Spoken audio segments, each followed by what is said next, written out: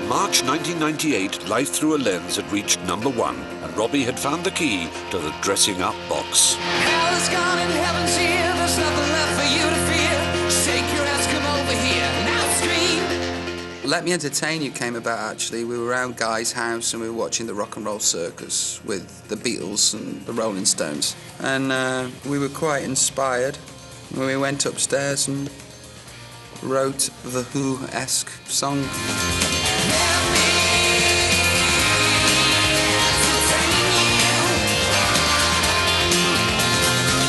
I'm really proud of the video. Let Me Entertain You was the best video I've ever done, I think. The lyric on it's actually ludicrous, and I hated it for a while, but now I'm quite fond of it.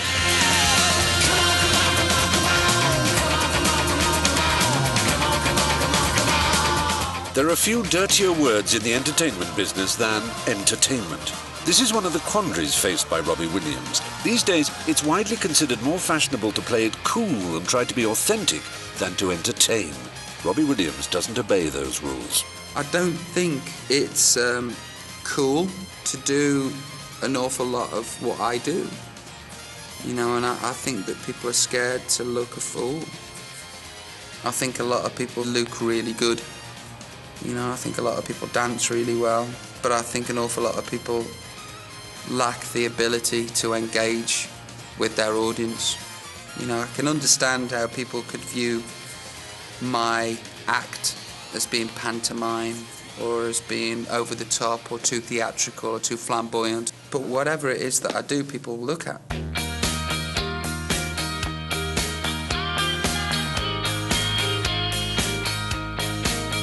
While Life Through a Lens was still in the charts, Robbie and Guy Chambers swiftly wrote a follow-up album, I've Been Expecting You.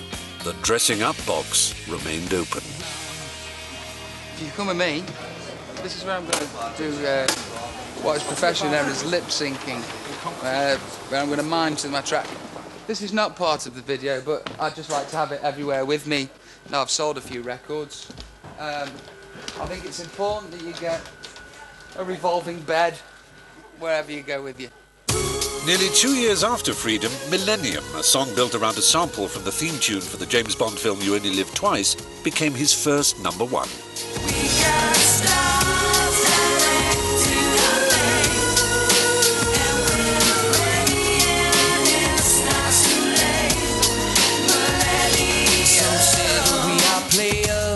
Millennium didn't have a title.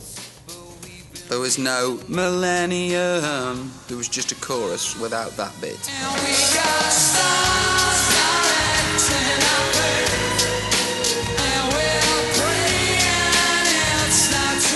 We didn't know what to call it, but the millennium was soon to come round. We thought, millennium.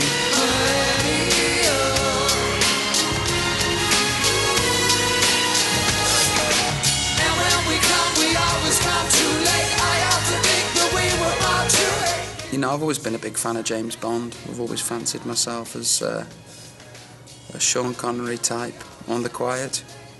And we asked John Barry if it was okay to use the sample, and he said yes, and that's how Millennium came about.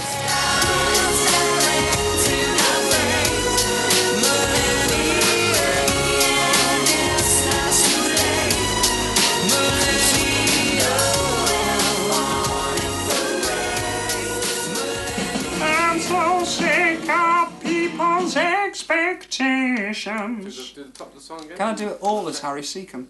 No. Leaves me tired all the time.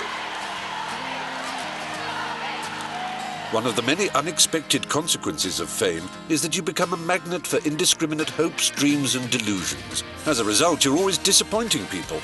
Once you become famous, you're always shattering dreams you never encouraged, withdrawing help you never volunteered, and breaking promises you never made. My breath smells of 1,000 fags, so when I'm drunk I dance like me dad. I've started to dress a bit like him. Strong was written in a hotel in Cologne, and I developed these very, very obsessive fans.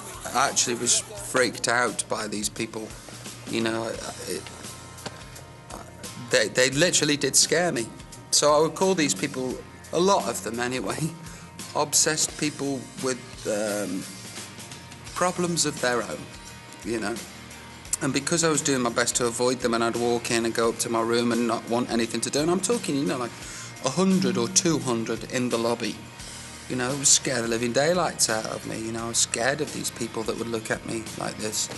I just wanted to sit down and let them know that I wasn't actually being big-headed, you know. I was actually feeling a bit scared of everything, and, you know, please try and understand, I'm not being rude, but, you know, you freak me out. And you know, 'cause my life's a mess, and I'm trying to grow.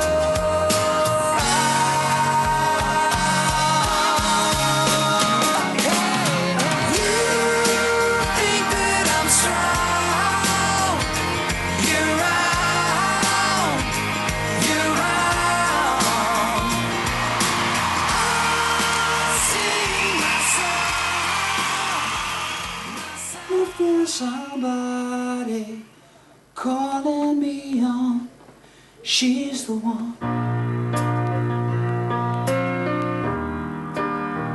We were young, we were wrong, we were fine all along. She's the One was a song that meant an awful lot to me when I came out of rehab. It was off an album called Egyptology.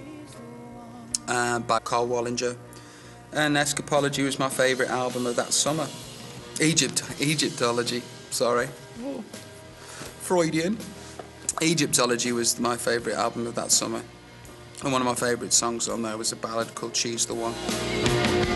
When you said what you wanna say, and you know the way you wanna play, you'll be so high, you'll be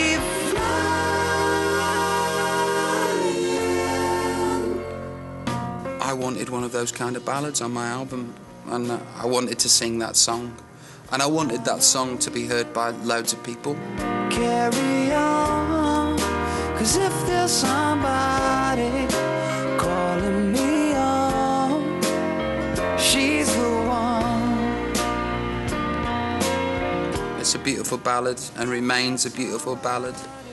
You know, I know who it's about and who it was written for, and you know, the meaning behind it, and it's very sad and very touching, you know. And I think Carl Wallinger didn't like it because I'd taken it and now it means something else.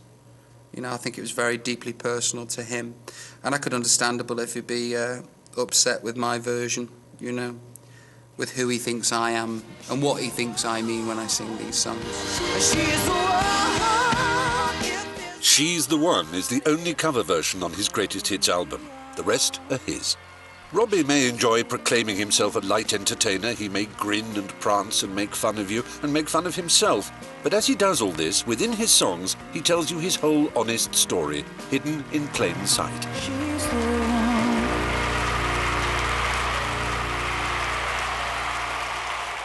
I don't drink, I don't take any drugs, I smoke 60 silk cut a fucking day, and I'm fucking miserable. Eh? Well, that's good then. Apart from that, I'm fucking light of everyone's life, me. I get accused of the songs being too autobiographical, you know, all of them, all of the time. Self-obsessed Robbie Williams. And it's true, it's absolutely true, you know. Very few of them aren't autobiographical.